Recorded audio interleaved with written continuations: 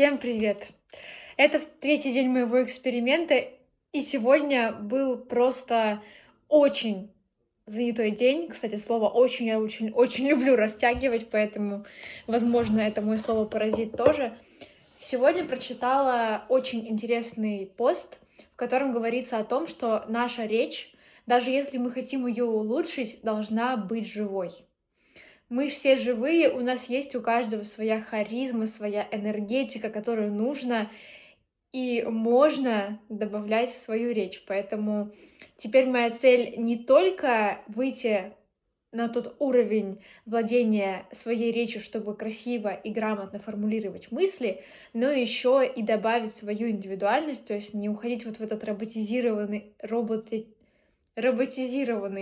язык русский, а сделать все это очень гармонично, красиво, и все.